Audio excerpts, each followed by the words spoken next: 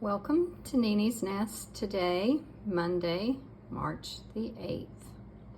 And today I'm going to be reading you an Arthur adventure. This is Arthur, and it's a story by Mark Brown, and it's called Arthur Writes a Story. Some of you may have seen the Arthur TV show in years past. These are pencils and crayons, some people call them crayons, around the edge of the book, and that tells me that we're going to do some drawing or writing. And I see he has his pencil with an eraser in his hand. He writes with his right hand. Some people write with their left hand. Your brother or sister who's younger, they may draw pictures with crayon, and they can write a story that way too. So we'll talk about that at the end.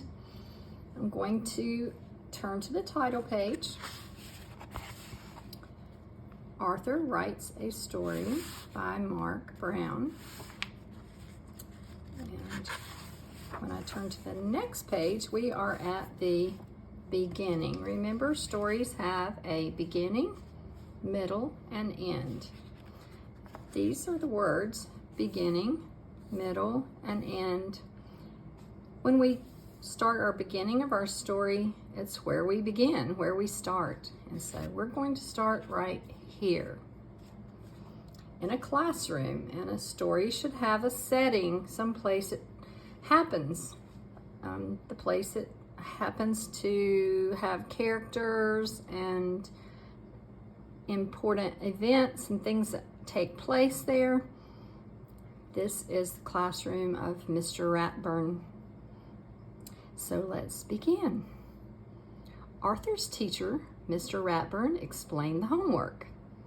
What should the story be about? Arthur asked. Anything, Mr. Ratburn said. Write about something that is important to you. And he's standing here telling them about how to write a story. Number one, have a beginning, a middle, and an end. How did I know that? Well, I used to be a teacher.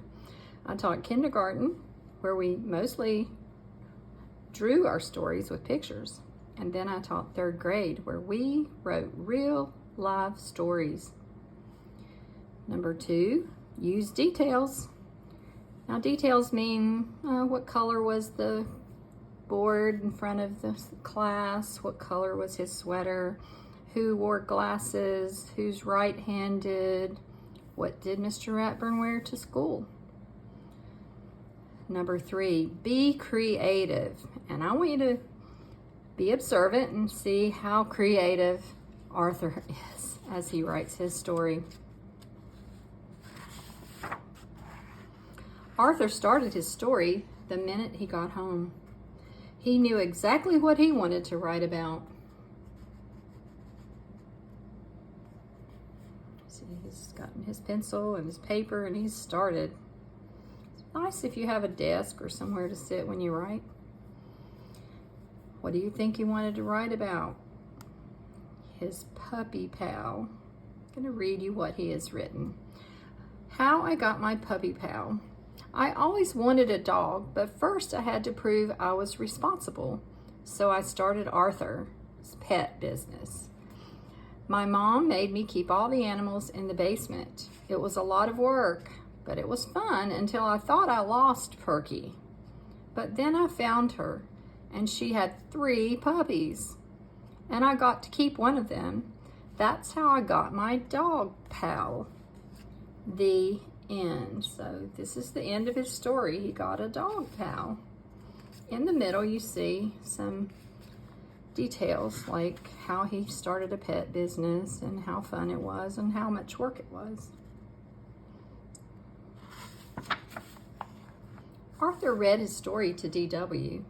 That's a boring story, D.W. said. Does it have to be real life? Because your life is so dull. I don't want to write a boring story, said Arthur. If it were me, D.W. suggested, I'd make the story about getting an elephant.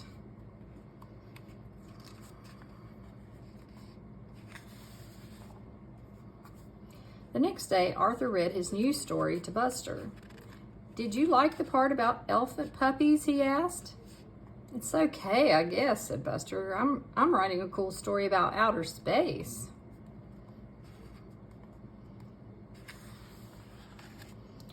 "Maybe my story should take place on the moon," thought Arthur.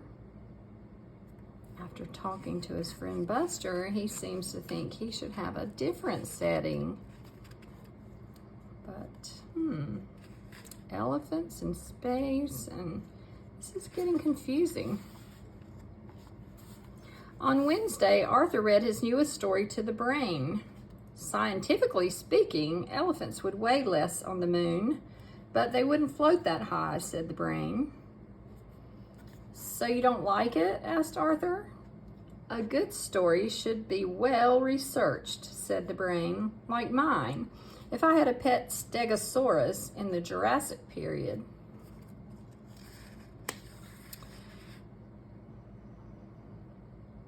You can see he likes science. He's studying things with his magnifying glass and maybe catching butterflies. So he thinks it should be researched at the library, I guess.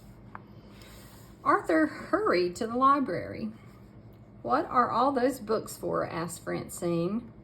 "Research," said Arthur. "I'm writing about my pet five-toed mammal of the genus Loxodonta." "Your what?" asked Francine. "My elephant," Arthur explained. "Oh," said Francine, "I'm putting jokes in my story." All through dinner, Arthur worried about his story. "Please pass the corn," asked Father. "Corn, that's it," said Arthur. "Purple corn and blue elephants on planet Schmelephant. Now that's a funny story." "Arthur is acting weirder than usual," said DW. "I think Arthur's problem is he's trying to put his friend's stories into his story." On Thursday, everyone at the Sugar Bowl was talking about their stories. "Last year, a kid wrote a country western song for her story," said Prunella, "and she got an A+. "How do you know?" asked Arthur. "That kid was me," explained Prunella. "Mr. Ratburn said I should send it to a record company. It was that good." "Wow," said Arthur. Now, what do you think Arthur's going to do with that information? That night, Arthur's imagination went wild. He decided to turn his story into a song. He even made up a dance to go with it. And I'm guessing it's a country western song about purple striped elephants. He's got his thinking cap on. He's thinking about all those stories his friends are writing, and they're all getting jumbled up together. Later, he tried it out on his family. Now this little boy can go home and enjoy his own personal striped elephant, and you will see how happy he will be here on planet Schmelephant. Almost sounds like a rap of today.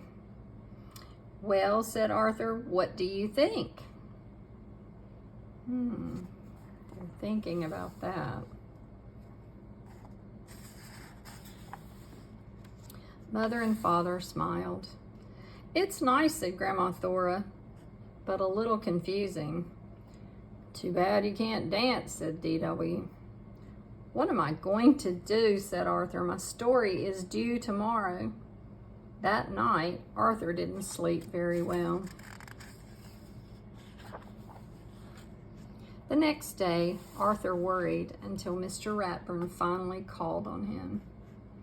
When Arthur's song and dance was over, the classroom was so quiet it was almost spooky.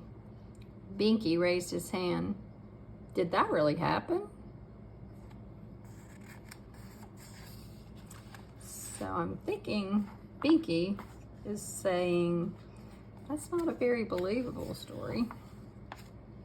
Sort of, said Arthur. It started as the story of how I got my dog. I'd like to hear that story, said Mr. Ratburn. See these friends, they can't figure out what his story was about. Look at their expressions. The title was How I Got My Puppy Pal, said Arthur. Arthur told how proud he was of his pet business and how scared he was when Perky disappeared. And he told how happy he was to find her under his bed and how surprised he was to see her 3 puppies. And the best part is, said Arthur, I got to keep one. Remember, that's the story told on paper at the beginning, and that was the ending. He got to keep a puppy pal. Buster said, I like that story better than your other one. Great story, said Binky. I think Arthur's story was the best, said Francine. Good work, said Mr. Ratburn. Of course, I expect you to write it all down by Monday. I hope he didn't tear up that piece of paper where he wrote it the other day. Then Mr. Ratburn gave Arthur a gold sticker. Oh, and one more thing, he said. Leave out the dancing. I'm guessing Mr. Ratburn wasn't impressed with Arthur's dancing. So I want to say a few things about this story, about a story that Arthur wrote. It's awfully hard to face a plain white sheet of paper like this. Whoops, that one's not plain. Anyway, a paper that has no writing on it. All you have to do is come up with a beginning, a middle, and an end. And since I'm a writer, I understand. You have a plain piece of white paper in front of you for an assignment at school. You might just feel like you can't think of a thing to tell someone about, but everyone has stories. So first you have to think of something important that happened to you, something that made you happy, something about your family, something interesting you learned, and then you just begin.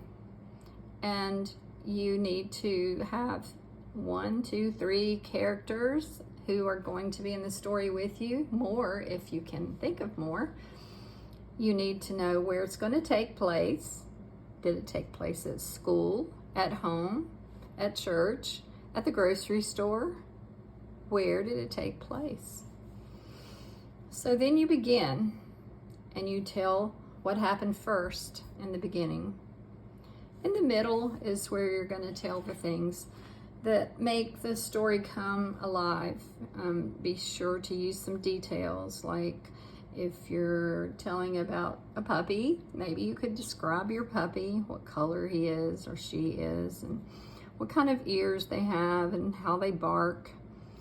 Or if you're talking about a friend, does your friend wear glasses and do they like to ask questions? Are they someone who talks a lot? You just think about the details of the persons or characters that you're talking about. And then towards the end, you're going to solve a problem. See, he had a problem with finding his Perky puppy. And he obviously searched for the puppy and found the puppy under his bed. So in the beginning, you are starting your story. In the middle, you're going to start having a problem that's going to be solved at the end. This one had a happy ending for Arthur because he found his puppy and he got to keep one of the puppies that Perky had. So we can make a story quite easily with just those parts. And I'm going to encourage you to get a piece of paper, even if it's not an assignment, and try this. And when I come back on Wednesday, I'm going to read you a story that my grandchildren and I wrote when they were younger. And they were really better at writing stories then than I am. and I want to show you their beginning, their middle, and their end, and some of the things that they used in their stories. But I hope when I come back on Wednesday, I can imagine that someone in this group listening has already gotten a piece of paper and written a story. And who knows, you might have to turn one in at school and you'll already have yours begun. Thanks for being with me today, and come back Wednesday for the story I wrote with my grandchildren.